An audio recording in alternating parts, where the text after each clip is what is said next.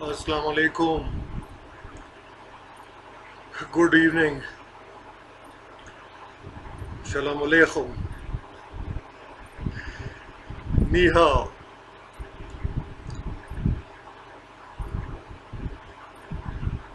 Sat Sri Akal.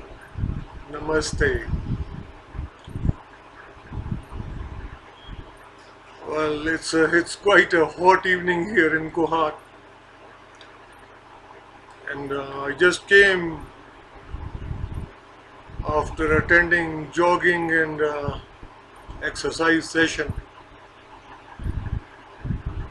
and the urgency of situation was such that I was having no other option but to make a video response. And firstly, I will deal with the issue regarding my own country, known as Pakistan, which I always term as heaven on earth. But due to prevailing ignorance among our populace, our people, they don't know that God has created them in heaven on earth.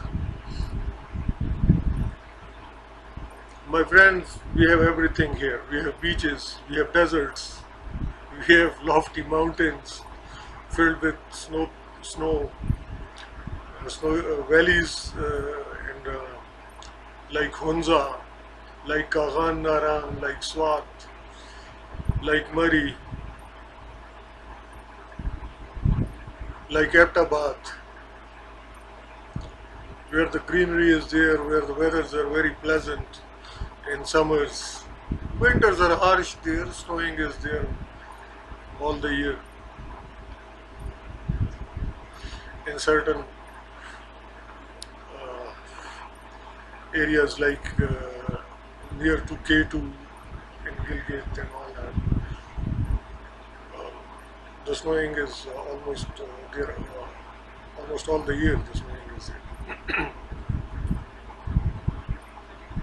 Our beaches, I by myself, I had enjoyed swimming in Hawke's Bay. That is a perfect place to swim in the sea. Nowhere else in the world I had found such thing. I was there in Muir Hills in California. The beaches are also there, but you must have that taste of Hawke's Bay too, to know what the real beach is, and what the real swim can be in sea. So soon after the creation of Pakistan, I mean, there was a conspiracy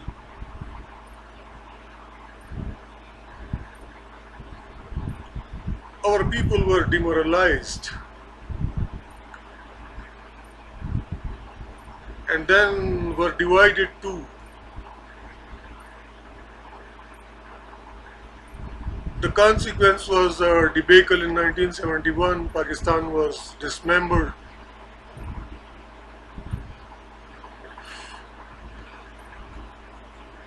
My own PhD thesis is about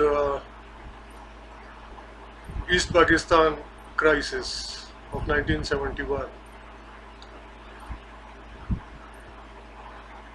I'm supposed to write a thesis about the exact topic of it is convergence and divergence of interests of USA, Pakistan and India during 1971 Bangladesh East Pakistan crisis. So it's a very tricky subject, and I had to go into root causes of dismemberment, and I did that.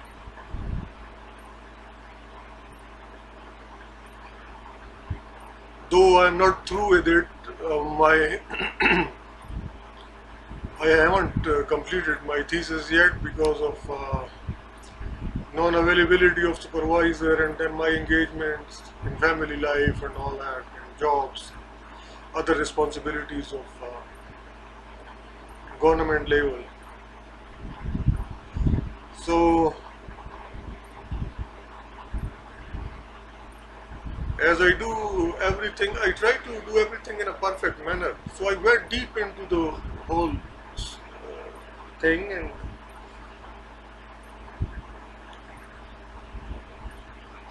what my findings are that deliberately people of Pakistan were misguided.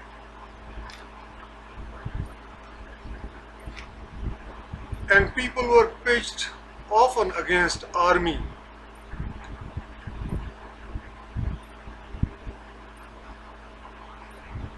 Besides, due to our geostrategic location, while having such mighty neighbors like India, China, Russia, Soviet Union. Soviet Union is dismembered now. We have Russia in our neighborhood. Central Asian states are there still. And Afghanistan and Iran, these are also unstable and victim of political upheavals.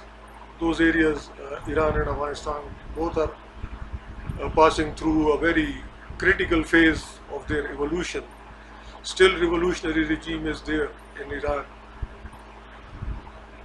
and they have their own vision and their own priorities, and we have to coexist with them. So for any foreign minister or a prime minister of Pakistan to deal with all these neighbors in a manner that Pakistan become more and more secure, and people of Pakistan become more and more secure, the said person should have too much expertise and devotion to his cause. But then till 1973 we never had a constitutional government. We all became honorable after dismemberment of Pakistan. Those people who are having contract among themselves or having job contracts and all that, they're being considered in a modern day world as honorable, because their civil and political rights, their civil and economic rights are being guaranteed there in constitution. So once the constitution is being implemented, they are no more slaves of anybody, thus become honorable people. And I repeat this thing again and again because I have to make my people realize that they are really honorable people. They are not supposed to run out from the country for one reason or another. Besides, they should take deep interest in its development in an environment friendly manner. We have resources. We have 13 gold mines there in Balochistan. We have one gold mine in Chennai, which is being well publicized by our government at international level. We have oil here in Kohat, in Shakardara, Kohat, in a place where right now I'm sitting, a few kilometers away. People are digging wells for water and finding oil there, and are selling crude oil in their shops. The oil is so much abundant here. Petrol is abundant here. So we are a rich country, but we are mismanaged and demoralized people. then our leadership often was unable to understand that Pakistan armed forces are also part of our society. They are our children, they are our brothers, they are our sisters. We have females now in Army and Air Force and Navy too. So that dividing elements, they have tried to create some sort of feelings of alienation among various sections of society for reasons best known to them.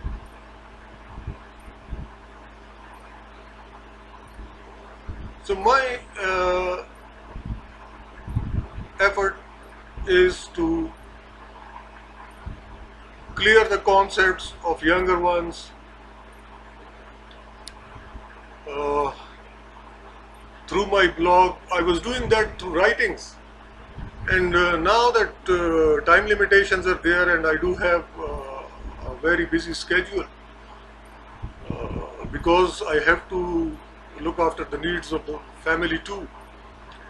And besides, all this venture is sponsored by myself. I mean, nobody is paying me for all this. Nobody had spent anything on my education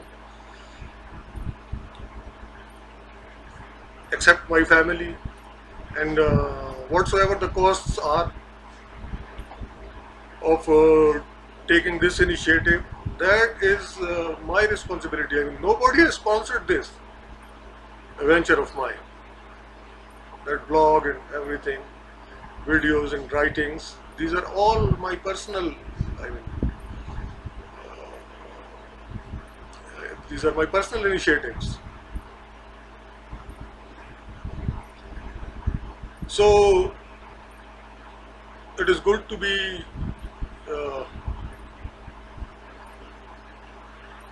aware of the value of one's own country. I have traveled around the world in a very young age, and obviously I was trained and educated enough so I can compare,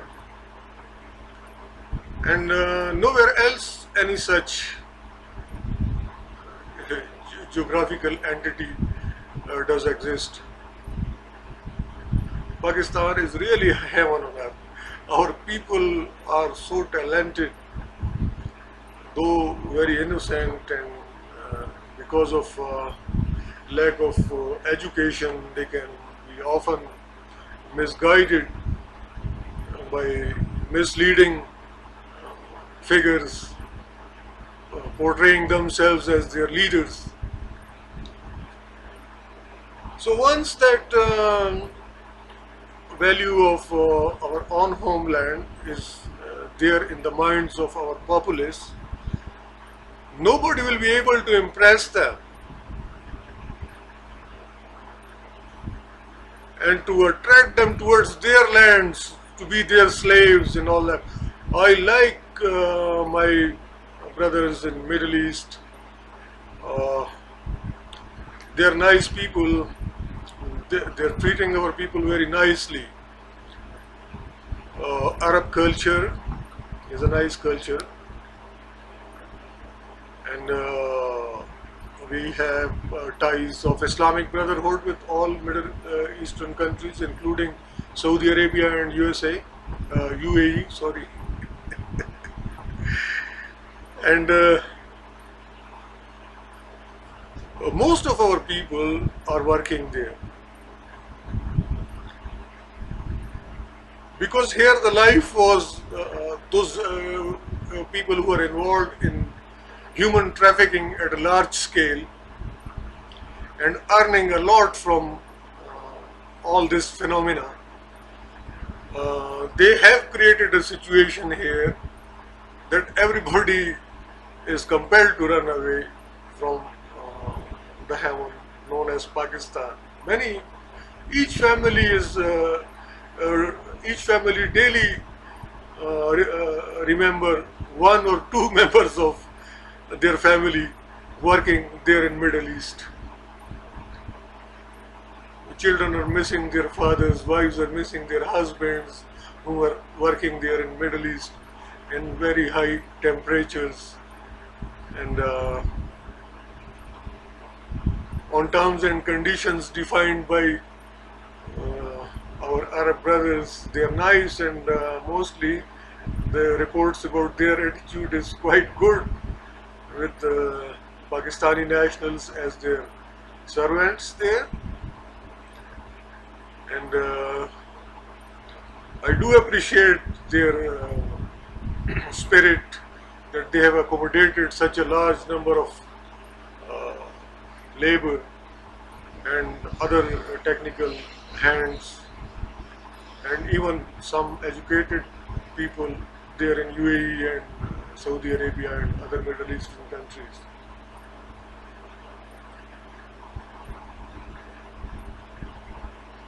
But the basic question is that once we are so rich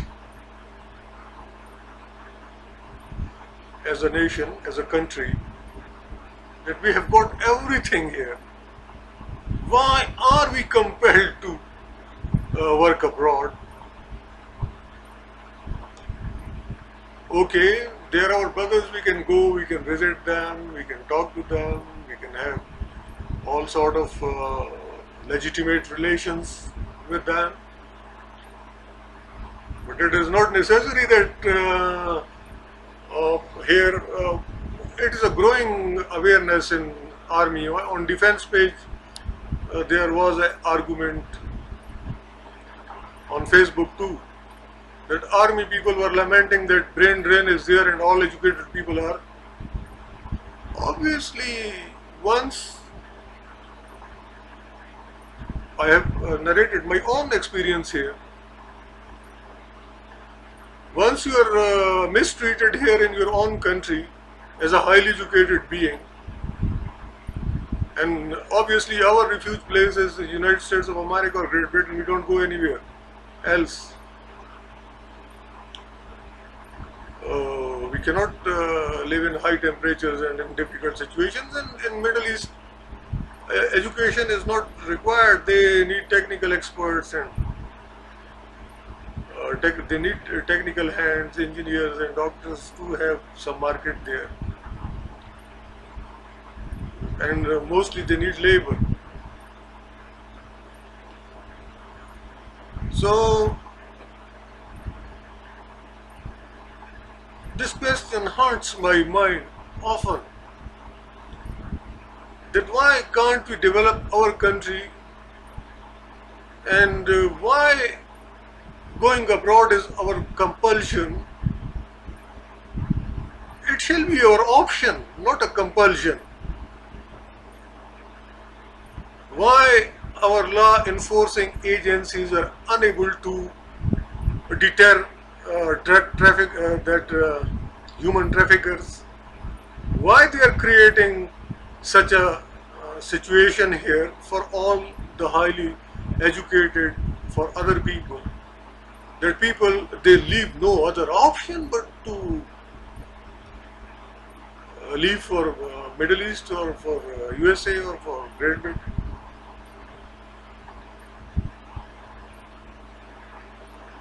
Opportunities here are squeezed. When PPP government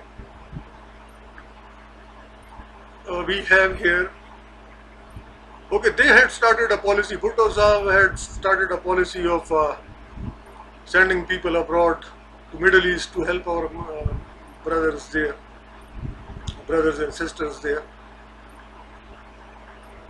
and doing difficult tasks of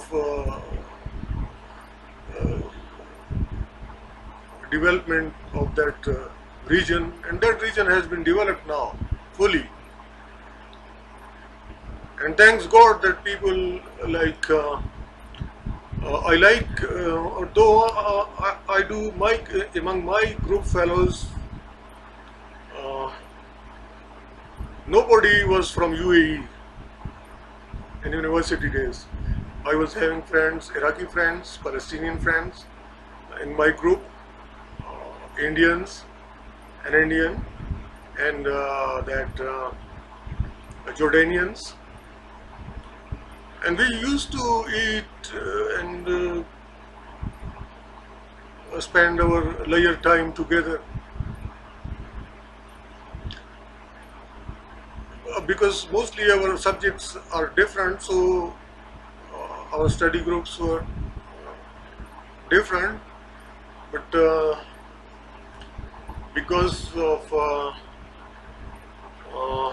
Arabs, some sort of attachment with me, I don't know, but somehow a Jordanian friend, he had tried to win my friendship, and then a Mauritian friend came, and then I was having a group around me of foreign students. Jasmine University is an international university.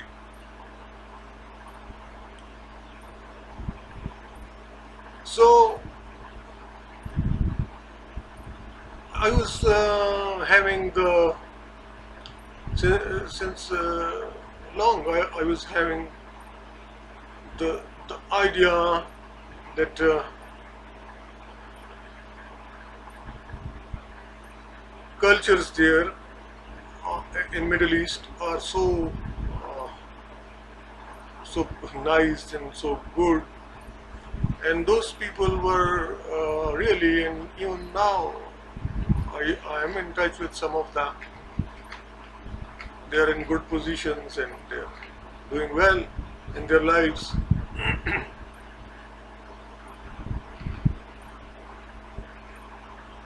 So I have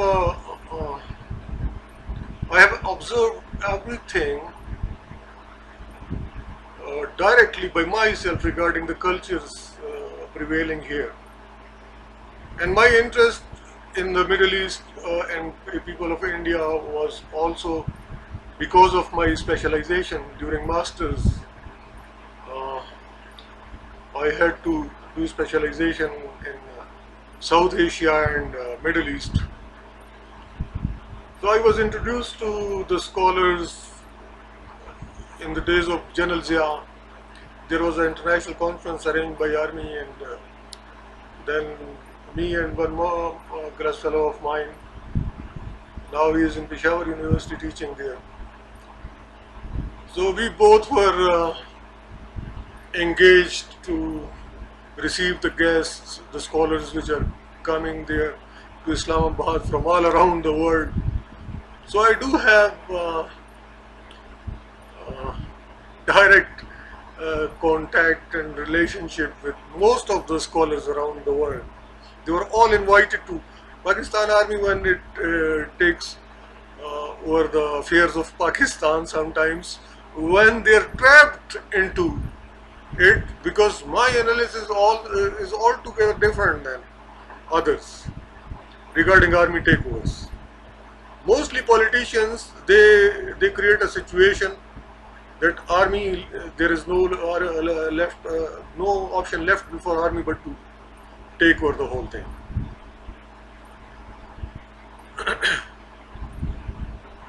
And even General Musharraf, normal procedures which are being followed against him, he by himself was not responsible for imposing martial law here in Pakistan. He was trapped into it because of the situation when he was in the air and nobody was giving permission to his plane to land into Karachi. So the Corps Commander, he took over the airport, Karachi Corps Commander, and had opened the airport for him to land in there. And then his colleagues, obviously there was an issue between the then Prime Minister, who is the Prime Minister of Pakistan too. So everybody knows the real story, what was the reason behind the takeover. So situation was created, the General Musharraf was trapped, and he had left, there was no other option but to rule Pakistan for 10 years. He was literally trapped into it, because army was challenged by the politicians, and he was thrown out from his job, and then his plane was not allowed to land into Pakistan when Musharraf was on a tour of Sri Lanka probably. So obviously both internal and external security is a ultimate responsibility of Pakistan Armed Forces. So if somebody is behaving in a very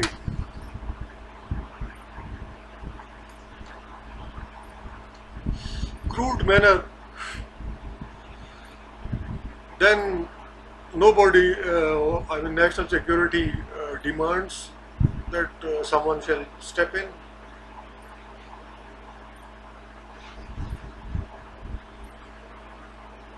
During past 60 or more than 60 years of our independence, we are unable to have real political parties having democracy within the political parties. Even after 1973, when Zulfikar Ali Bhutto, he was brilliant enough, and when he came into power, there was a constitution in Pakistan, then people became honorable. Both armed forces have their own constitutional role. So everything has been mentioned here in the constitution regarding powers and functions and duties and everything of all of us, regarding powers and functions of all of us, all of our institutions. So we all became honorable with the arrival of Prime Minister Bhutto as our president and then Prime Minister.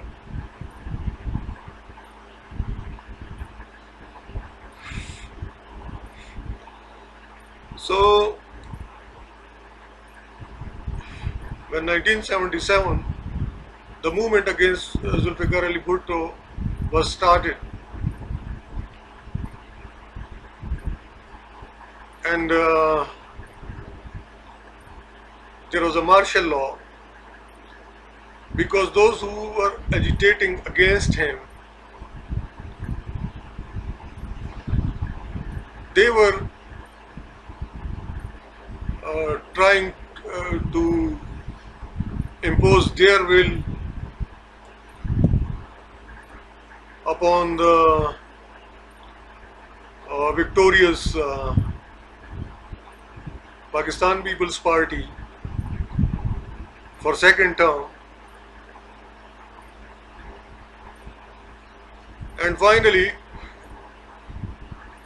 they have started negotiating, and even in negotiations they were at the point of no return. And many people, they say that General Zia was a trusted man of Zulfikar Ali Bhutto, and initially there were rumors that he by himself had asked, he was a big patriot. Zulfikar Ali Bhutto was a big patriot. He had by himself had asked the Chief of the Army Staff to take over, because there is point of no return now, and country is going towards chaos and civil war. Well, there are many theories and nothing is final in this. We keep on doing research and all that. And then there were reasons which I had highlighted earlier in earlier videos. Those who are interested to know all this, they can see it on my blog. Everything is linked there through YouTube. There were certain reservations in the minds of General Zia regarding Zulfikar Ali Bhutto, and finally Zulfikar Ali Bhutto was hanged, and the largest party of Pakistan went into agitational mode. The party, prior to 1979, PPP was engaged in development of this country. Zulfikar Ali Bhutto was a genius, his colleagues were genius. They were making projects, employing everybody here within Pakistan. Those who were unhappy here, they were getting passports, they were going abroad to another brotherly countries of Middle East, and were having nice jobs there. And many of them are still there. So prior to 1979, People's Party was in a development mode. And after the judicial murder of elected Prime Minister Zulfikar Ali Bhutto, or during that period when the legal proceedings were going on against the Prime Minister Bhutto when he was in jail,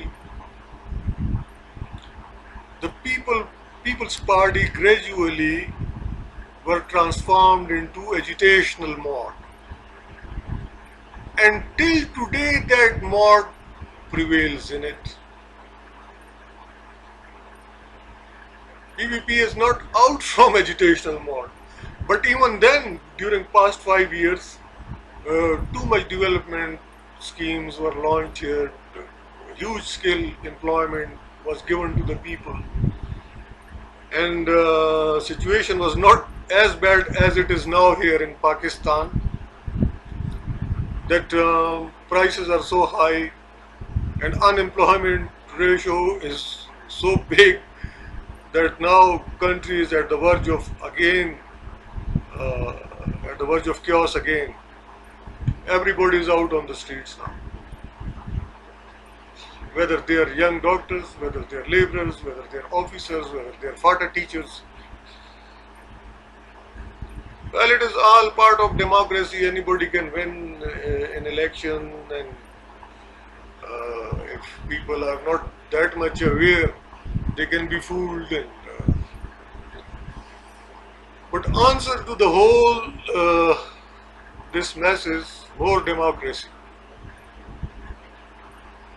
And once that our relations with our neighbors are good, and now we are a third nuclear power, nobody can cross our borders. So we are free to make choices here. Nobody can intervene. It is up to us whether to evolve our political system into first-rate democracy, or to again create a situation in which there is no option left for army but to take over the power. Which is at least, I came up with the thesis, the whole thesis that we are not supposed to pitch our people against army. And we shall avoid such situations. Our politicians, if they are really patriotic, they shall do their best to reach compromises and to be in par with the high moral tone of our society. We are not less than Great Britain, with few 100,000 policemen and with 7 intelligence agencies. We are tackling 1800 million people, which is impossible anywhere in the world. If our people, if they would have been having low moral standards, we don't have sufficient police force, we don't have sufficient intelligence agencies which can handle such a large population. Our people are good, morally good. They obey the law by themselves voluntarily. And anywhere in the world it is like this, that if a society is morally good, there is no chaos there. And people, they obey their leadership and they act in accordance of the law of the land. It is really impossible to, if somebody thinks in these terms that yeah, we will bring in force to capture our own people and all that. So that is impossible. In 71 we had a very bad experience, and we don't want to have any such. It's a question of our national security. We want first-rate politicians in field, those who can have a democracy in their own political parties. We don't want hereditary institutions here. They don't political institutions.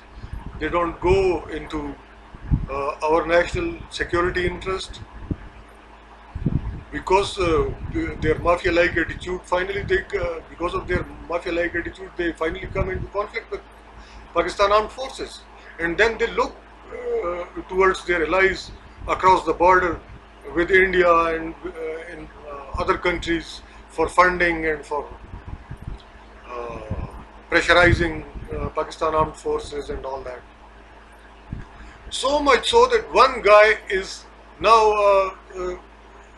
there. I don't know.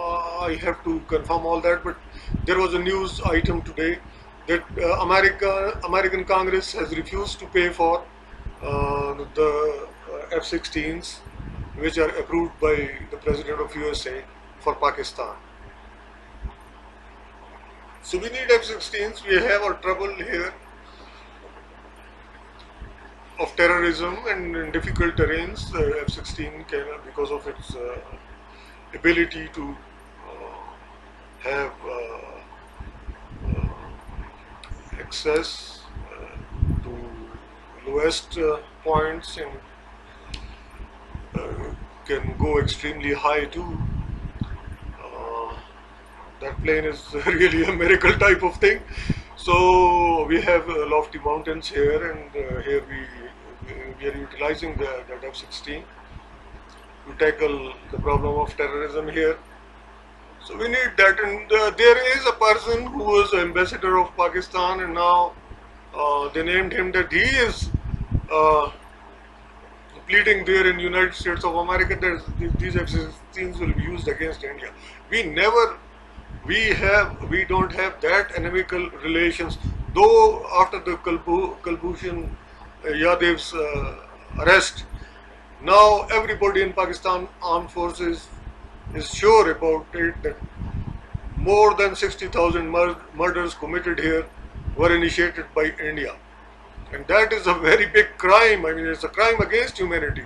But still, at least at my level, by myself, I am convinced that 1 billion people of India, they are not against Pakistan. People are entering into marriages. We are having now bhabis there, like Sania Mirza and others in India. And at lower level, there are reports from Karachi that many Indian girls are coming here to get married here in Karachi, and they're already married there. So people are now, once the marital relations, these are the strongest bonds between the countries. And now the war is out of question, or Indian intervention and all that. We have another phase of relationship with India. Well, if Indian intelligence agencies were hatching this conspiracy against the people of Pakistan, that was the output of the crazy mind of one person or two. Not the whole India is responsible for all this. So we have our options. We are not going to utilize these planes against India. We are not going to initiate all-out war against India because of the crimes of Kulbhushan Yadav. We have that person here, arrested here in Pakistan, and his accomplices too. And once the procedures will be followed of international standards, he will be dealt accordingly in accordance with international law. And all those others who are involved in it, we will take up, and that has been already taken up with the government of India at foreign secretary levels, and probably there will be a movement within India, and I'm sure about it, and that there will be a movement in India people will demand within India to arrest all those culprits who are responsible for killing 60,000 Pakistanis. Because the vast majority of the people in India is not in favor of any sort of war or cruelty against Pakistan. And I don't think that anyone who is crazy about getting some slots of ambassador or any job here in Pakistan government, for him that blackmailing tactics or propaganda against Pakistan will help him to achieve his objectives. No, that is not the case. We are having better and more credible people in the field who can counter his propaganda and can win favors for Pakistan from USA. So that was my immediate concern, because the question regarding it was posed to me, and I said, okay, I'll come up with the antidote of all that. We have problems here, and in the evening, well, with UPS and with generator, I mean, the amount of light which I can have in my drawing room is that much that probably my whole face is not that much visible. But these are the realities here, that we don't have regular electric supplies, and we have to tackle this issue too. We are paying for it, but we are not getting it. All around Pakistan, people are paying large bills and there is no electricity most of the times, and the weather is getting hot and hot, and generators can help, but then they spread pollution too, because petrol is mostly used in generators and they emit smoke then finally. So I think normalcy will be restored soon. And another political havoc regarding that, I had given my views on that issue of offshore companies. Well, now that some sort of judicial commission will handle the case, and I hope that everything will be done in a very just and fair manner, and nobody will be and that is my advice to those who are involved in politics now and on these issues, that while dealing these issues, they shall also consider the moral standards of our society too, because here people, they don't like dishonest or untruthful people, and to avoid any difficult situation, all those who are involved in tax evasions and in money laundering, they shall reconsider their options regarding having public offices, because that might become really difficult for them to be there in their offices.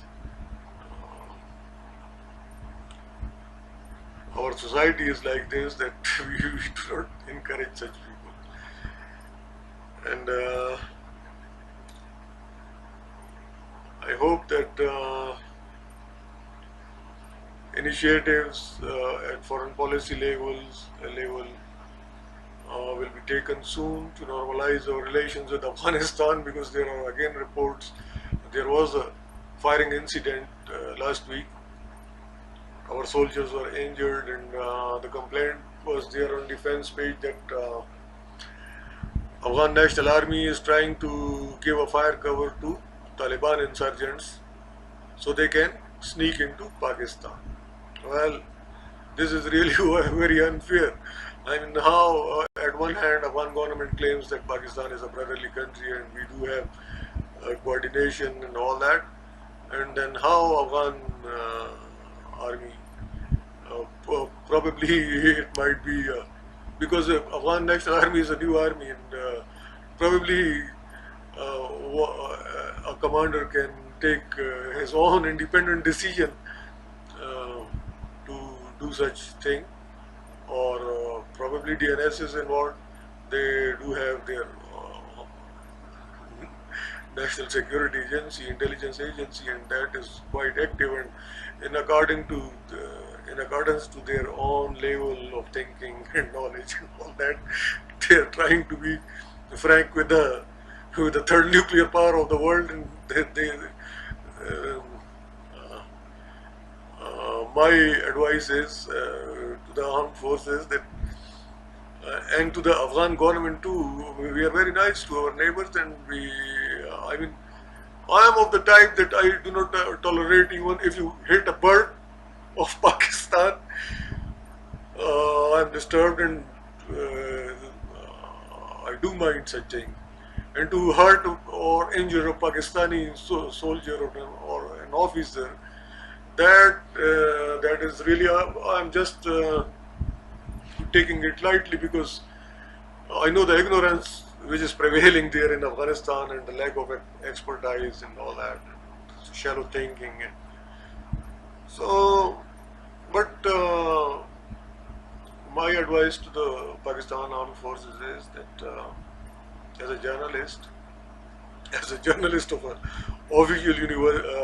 official news agency, that even if we don't have F-16s, okay, we have SSG, we can even follow the culprits inside Afghanistan once they are attacking us, whosoever they are. Maybe they are wearing uniforms of Afghan National Army and they are really not involved, because tricky situations can be everywhere, and people, they believe in divide and rule, you know. So we have to look deep into everything before reaching to any conclusion. But our pride is still intact. Our SSG is a real pride of Pakistan Armed Forces, and we can send them anywhere and they can achieve the targets too. And international law permits us, if there are sanctuaries anywhere in the world against us and people are operating against us from there, we can send SSG guys to handle those people, and international law permits us that. We can go inside Afghanistan, even till Kabul, if somebody is operating from there and Afghan government is not capable of handling them. So international law permits us to hit those sanctuaries there. So that issue has been also tackled, and that was raised before me on defense page, and it will be better for that we shall take that issue on foreign policy level too, because foreign ministers level too, that settlements through negotiations are always my option. And if they because my blog, it goes to 130 countries of the world, everybody is listening to it. If they can learn something from it and they are willing to change their behaviors, well and good. But they have to compensate for injuring our soldiers and officers there in Mehman agency in a recent firing incidents. And the government shall take these things seriously if the government is really, the leadership is really interested to rule Pakistan, because while getting engaged in business and being a Prime Minister of Pakistan, these two things cannot go hand in hand. I by myself, if I succeed to rebuild a destroyed institution, because I do not do any other thing, I just concentrate on that. So, and I never had mixed business with pleasure. I do take my job seriously. That's why situation approved. And anyone else who is prime minister or whosoever in this country, if is really interested to remain there on his or her positions, they shall take deep interest in their jobs and shall tackle the situations which arise, and they shall have the expertise too. And I am providing enough guidance for my other brothers. Not everybody is that ex-ambassador of yours who can go and sit for a job sake. I by myself, I know that that was a conspiracy of those guys who were involved in human trafficking. At one hand, they were discouraging me in office that we don't need your higher education and your honesty, and on the other hand, they were trying to engage my friends from abroad, that they were calling me that even from Washington, no, from Arkansas, a friend of mine had, uh, the moment he came to know about situation here with me, he had invited me that reach there to Washington without wasting a single second. How can they deal like this with a person like you? And I said, no, no, wait, they are my own brothers. I will, governor will handle them, president, prime minister is there. And there are all listening to me. No government rules are like this, that on the basis of honesty and hard work, somebody can be thrown out from the job.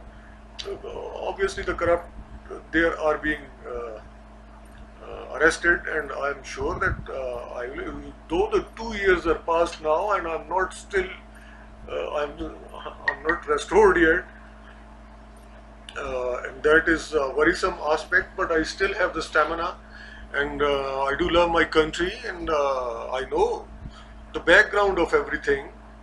That human traffickers, drug traffickers are even involved in all this scheme of throwing educated people out from this country to rule Pakistan through mafias, and as they're doing, and in one way or another, and they don't want any hindrance in our shape. Though we I personally love everybody in my country, and I try to reform them and to bring them into mainstream. I mostly I plead for giving them alternatives to earn their living and all that. And once they are reformed, and this is what is my approach is, and the hardships and the difficulties which I'm facing here. I do not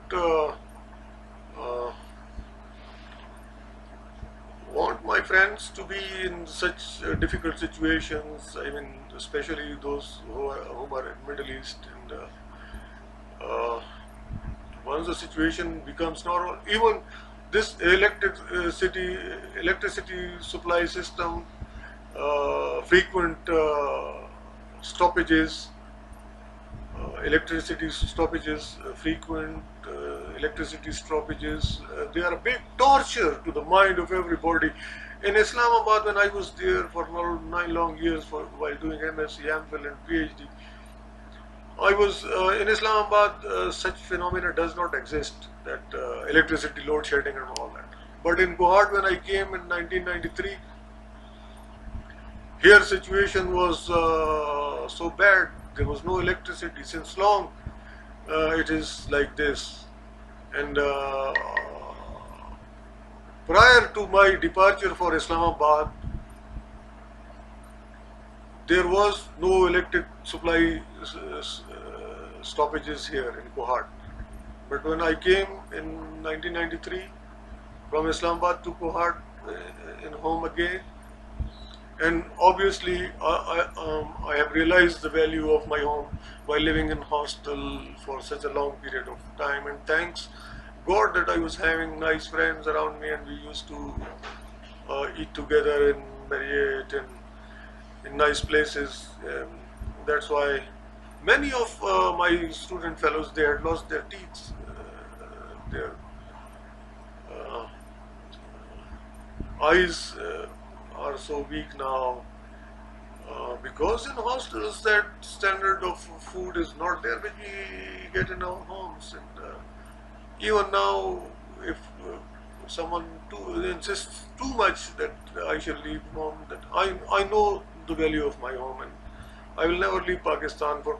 Oh, last time, even when I was sent abroad to USA for a visit as a delegate, thrisely I had refused because of technical reasons. Firstly, they were trying to avoid merit.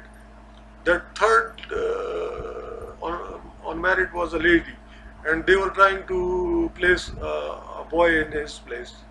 And I said, okay, keep the lady in it and avoid me. In my place, put the lady in it because she is on merit. And if another fellow is insisting too much and is having a big push, so let him go, and I am the one who is not interested in going abroad or anywhere. Okay, I love America and all that, but and then that lady was on that she was coming on merit, so she was being placed.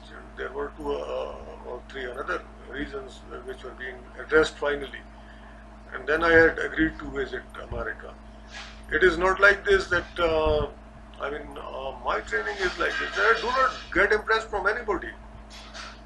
And okay, I love other countries too. I love America. I love the honors which they had bestowed upon me. And but I never put myself in a row for visa. Or I do have friends in Middle East, real brothers, real sisters, which were my group fellows. And we were together for long periods of times in difficult situations. We were supporting each other like real brothers and sisters, like real friends. And now we are all married and having children and all that. And obviously, those who are in Middle East, they are very rich. So I was having invitation 2 years ago in September, but I never went there because I was having two jobs here as a monitoring officer and here as a correspondent. So wealth is also my priority. I do have a big family and I want to earn big because of their needs. They're all getting education and expenses are quite high, and family members are being overburdened with it.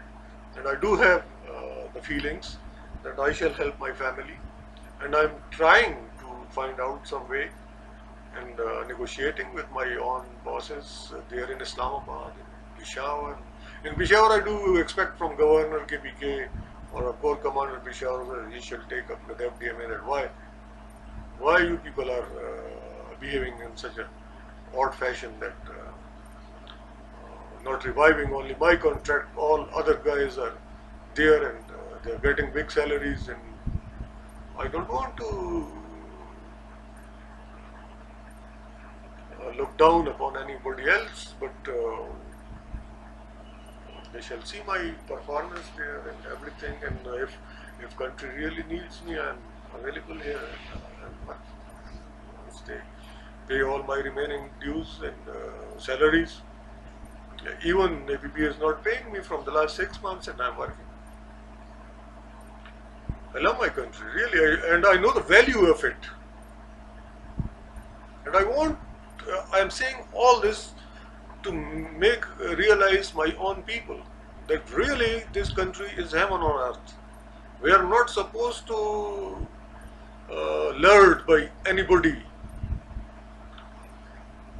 And we will be having everything here. I mean, for sure we will be having everything here. Once we are determined to change our own lot as 1800 million rulers of this country, because our constitution, it gives powers to people of Pakistan.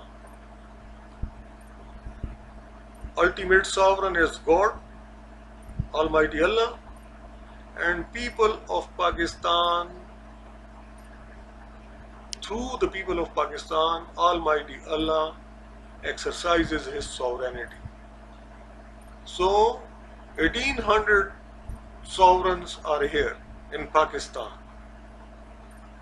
constitutionally speaking. So with such a high status, You are not supposed to get impressed from anyone else who is trying to enslave you in one way or another. And obviously, you shall all stand up and compel your government to do the right things, shall make this country a welfare state, shall spend the resources, the taxes which are being received upon the welfare of the people, for creation of jobs, for creation of big projects. And if they can't do this, they shall leave us alone, and we will be able to then finally elect someone else to rule us. This is really, very ironic, because all those, anyone, whether as a billionaire or a bankrupt person here in Pakistan, they have stakes here. And if the country is gone, well, why, my value, I know that why I'm being invited everywhere in the world. Because I am a Pakistani citizen, a citizen of a third nuclear power of the world, I know my position. This position is there because of this country, the strength of this country.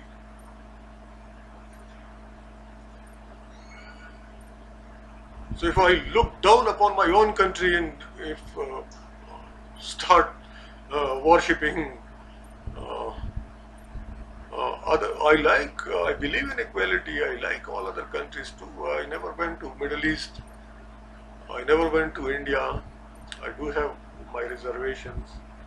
I will visit Middle East because being a Muslim I have to perform Hajj, and I have got brothers and sisters there and friends there in UAE. Sometimes I feel like taking children along with me to go there to break free. Sometimes, all the times working is also not good for health. And obviously, I hope my country fellows are not are now getting clear about their position and getting clear about me too, that why I behave like this, that mostly I'm sticking to my own home, because I know value of my home while living there in hostel for 9 years. Then after going abroad, though I was there as a delegate and a representative of my country and was getting a big protocol and facilities and everything there, but even then, when I have observed the whole thing, I have realized the worth of my country, the real worth of my country. So that's why I am like this. People must, and I do often invite my Middle Eastern brothers and sisters, those who are having their legal businesses and stakes there in UAE. I often, whenever they are invite me to come there, I tell them that, okay, you people are acclimatized with the Pakistani culture. You are studying with me here. I will be new in Middle East. I love that area, but I was never exposed to that culture, and it is easy for them to be here. And we are a third nuclear power, you know. For your investments, we can secure option, and we do have expertise. Lot of educated people here who are jobless, and they can look after your businesses and everything. And I by myself can initiate something along with my friends of UAE. So, I mean, I speak out my mind and I talk about these issues just to have understanding regarding Pakistan with the people of mine. And now that I'm being pushed by the elders to be in politics, though still 10 years are left, in 65 years of age I will get retired. I do have two jobs. I am off duty, still off duty from FDMA, but I don't know when they will. They have told me that when they will need me, they will call me, and I'm appealing to the governor to look into it because I need salary. I cannot sit in home without salary and selling my brain to them without getting anything because I have a family to feed. I have a large family to feed, 13 children. If they all come from Middle East to here, they will be a direct responsibility of mine. So,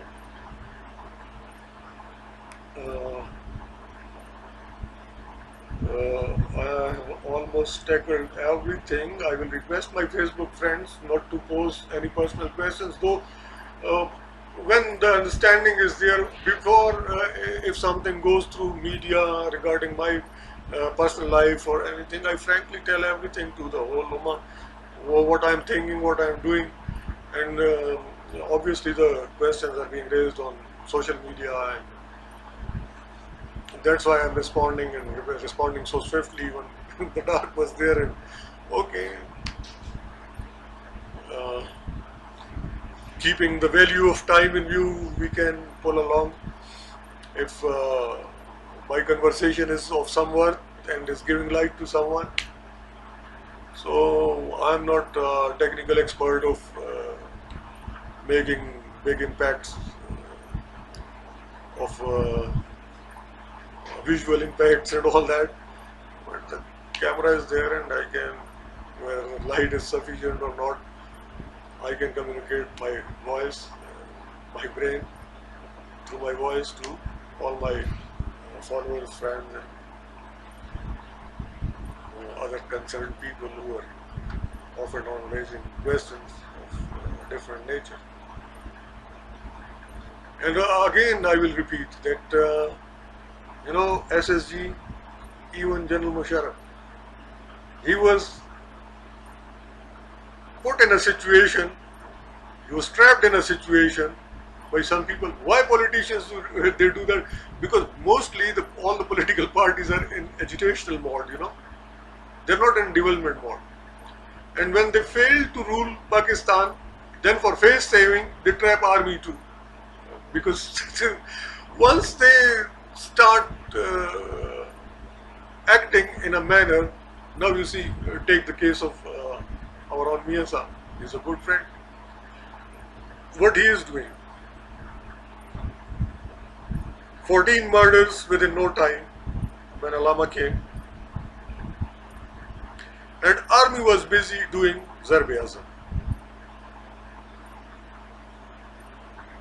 Nobody deteriorates the law and order situation while he is ruling the country.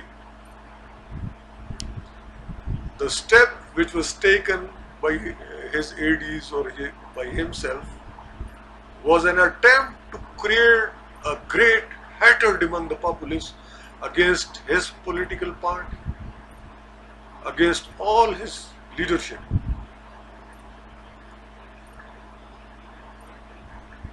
Then opening fire on PIA people, killing two and all that whatsoever. One thing, my country fellows, they shall know that India and Pakistan, nothing bad can happen if the government is not involved in it. Mahatma Gandhi was killed when he had stated that Pakistan, share of Pakistan shall be given to, in common assets after partition, the share of Pakistan shall be given to Pakistan. The writers, one do some research, the writers say that Home Minister Patel, he had lifted security of Gandhiji. Ultimate output.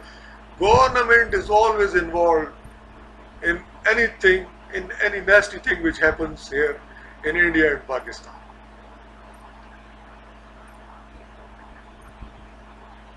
And there are very few people, I mean, that is something senseless to do, that you are the ruler and you by yourself are creating hatred against yourself by resorting to violent means. And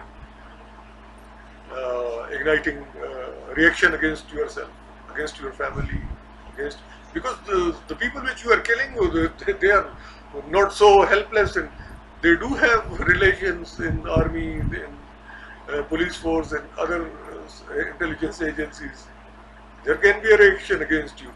Don't you know how to rule your country in a peaceful manner? If you if you really don't know this, please do something else.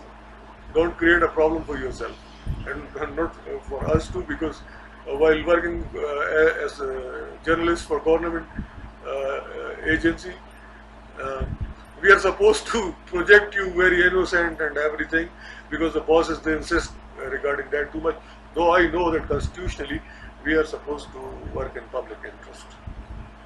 So I do not touch these issues, but when they are raised before me, and when your security is hampered, and we claim that we love you too, so we all, at least I always come up with truth. This is not the way of doing things. Don't take up on your own people. If they have some genuine problems, resolve. That is your duty. That is our duty at our own levels. And we shall be honest enough. We shall not be rough and tough against or cruel or violent against the people who are demonstrating. That is their democratic right. And once they are not involved in violence or any other negative activity, which is tantamount to hampering the supplies and services here in Pakistan, because under defense of Pakistan rules we cannot allow anybody. That is mentioned in Constitution, that the one who is trying to hamper supplies and services, that person can be handled under defense of Pakistan rules. And that subject is very tricky, you know. If someone is involved in stopping the salaries of our uniformed persons, our bureaucrats, our journalists,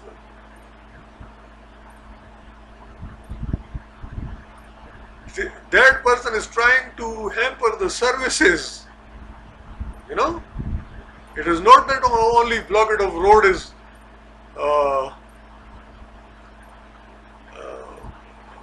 tantamount to hampering supplies and services.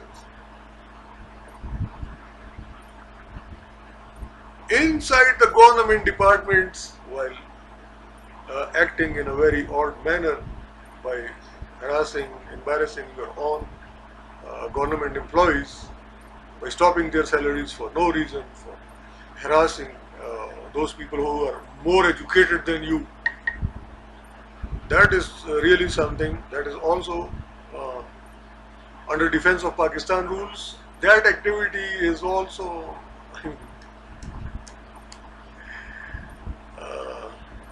of a big concern to intelligence. No matter whosoever you are, under defense of Pakistan rules, concerned agencies can tackle anyone. So our constitution is having very intelligent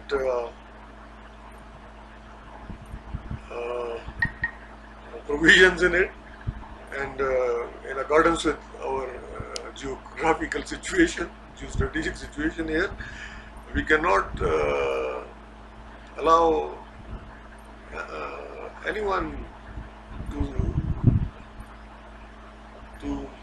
to hamper supplies and services here,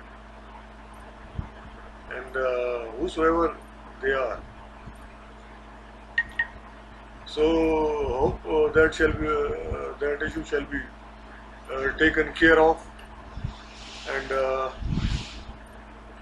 enough awareness in this video. I mean,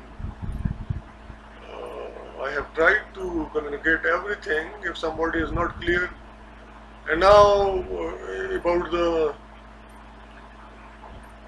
about the General Musharraf entry back into Pakistan when he was in Sri Lanka and was coming back after his unceremonial departure from services and hampering of landing of his plane down here on Karachi airport.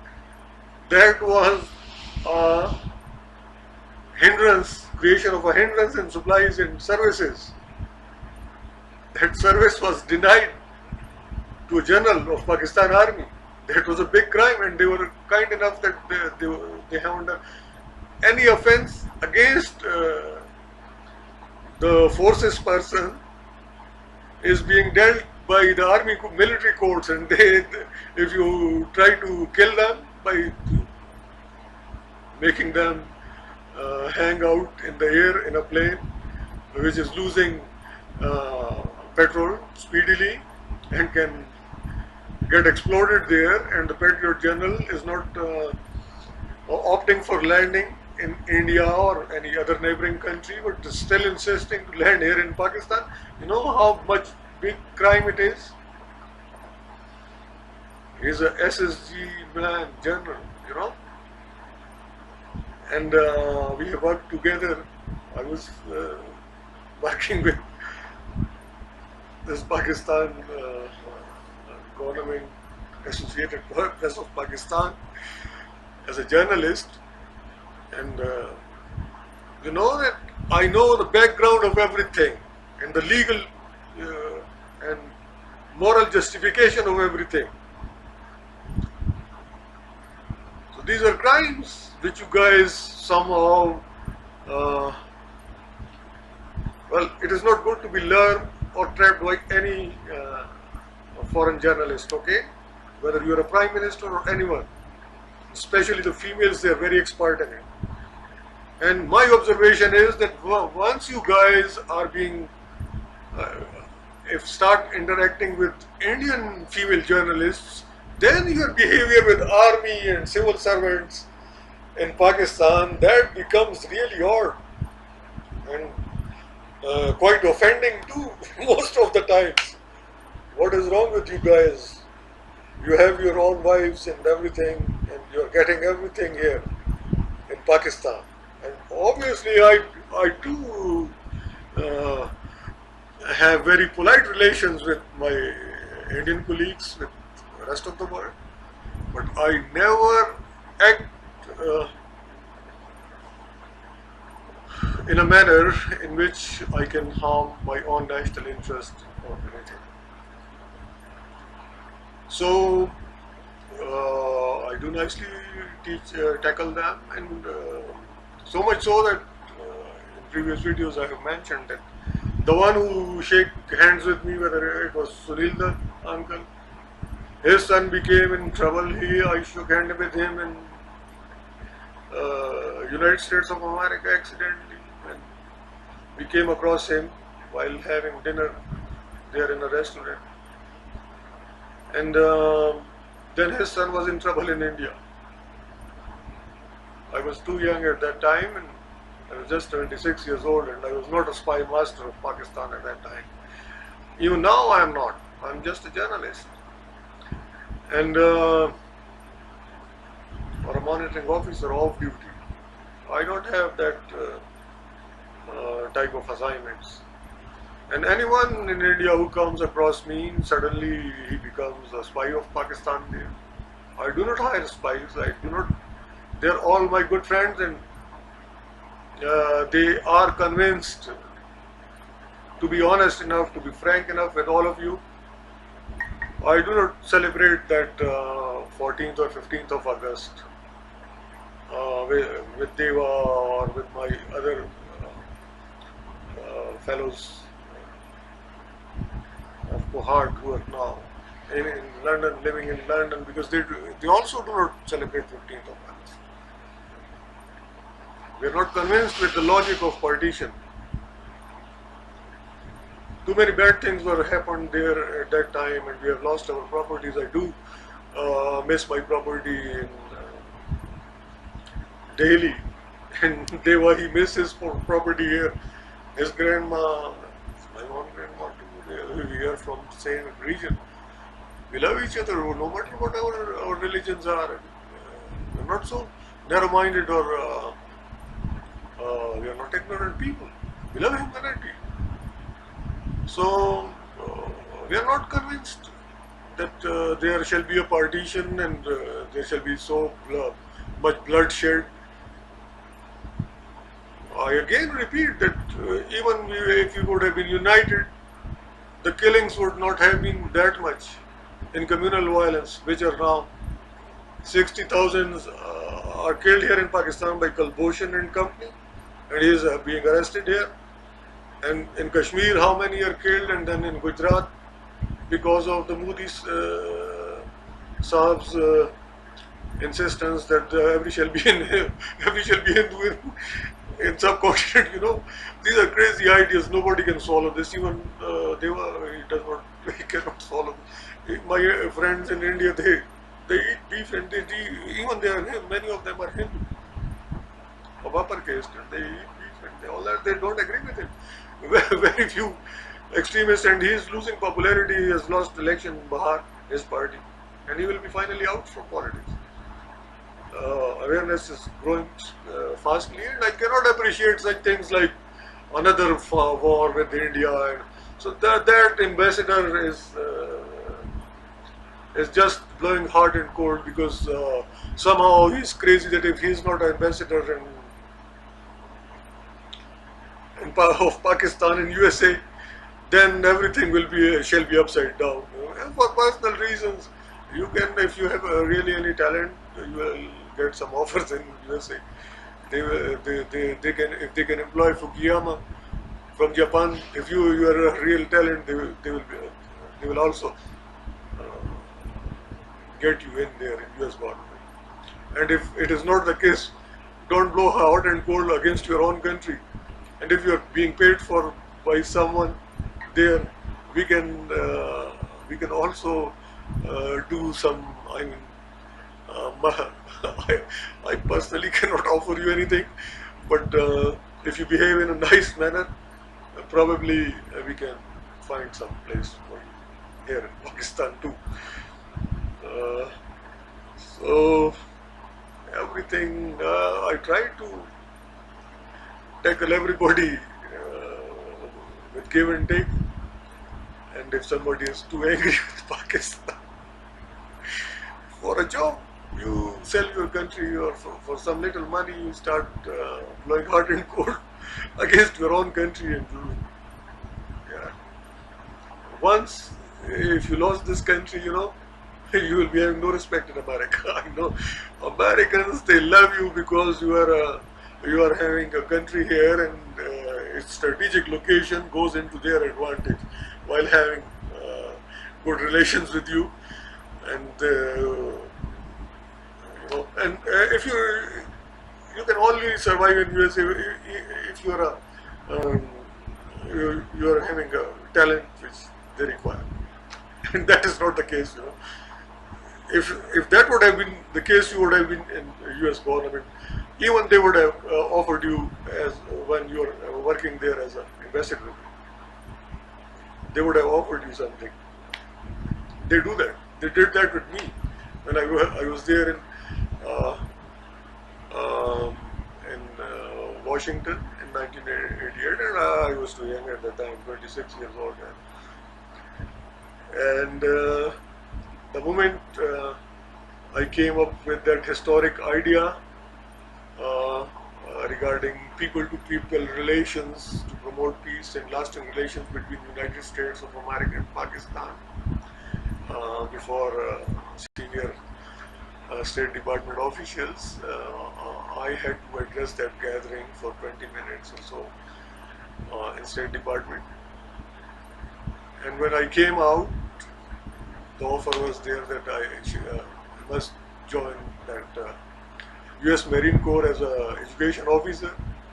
And for 9 years, after doing that service, whole America is for you. Do everything, anything, business whatsoever you want to do here, but don't go back to Pakistan.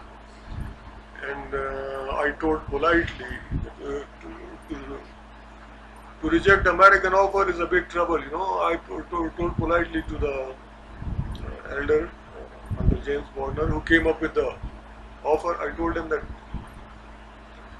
I am a delegate, a representative of my country. If I stay here, if I betray my country, I'll become a traitor. I do have a family there. And I don't want to go into history as traitor. And there are no chances. I mean, Pakistan government, they don't let me go anywhere. My own family is so strong and having connections in government. And my in-laws now, they never let me go out from the country. Probably they love me too. So, no, I'm sure about it, they do. And by this way, without offending Uncle James Bondner, I told him that it is really difficult for me to go back and come back again. And it is so. He had taken promise for me that after 22 days visit, you go back to your country and come at your own and join this Marine Corps. And once I came back, on 23rd day I was back towards Pakistan. And once I came back here, never ever I had got a chance or enough encouragement from my family or from my friends or anywhere. So I could have gone back to United States of America to avail that offer.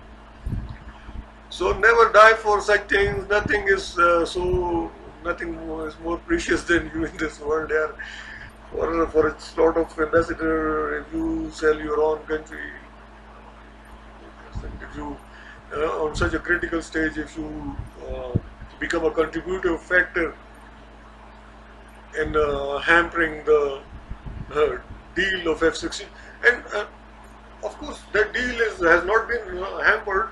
The payment has been stopped at the part of US government. And I, like Imran Bhai, I respect Imran Bhaijan because he has got real insights. Never ever depend on US aid or any aid from abroad. My first article in University magazine was about having indigenous base regarding defense needs, regarding all other needs. We have food basket Punjab, plains of Punjab. We have a fruit basket, our hilly areas here in KPK, in Balochistan. So even Sindh is our food basket. They have plains and very fertile plains. So we can provide to the whole world.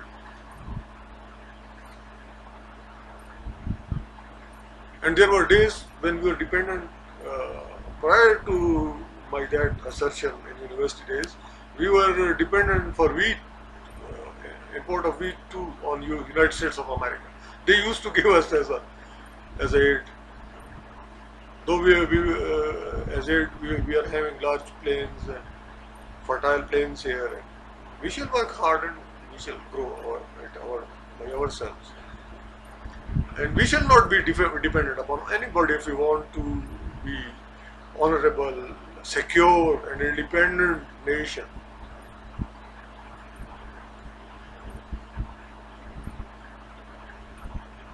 And once we have these baskets here, why shall we become so lazy and we shall be dependent like opium addicts to even there were days during Reagan era, he was giving big money to buy. He was a real hero. He was fighting against Soviets in Afghanistan and was employing Pakistanis and Arabs and all other Muslims for this task.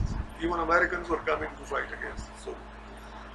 So he was giving money. $4.2 billion came to Pakistan, and there were times that if a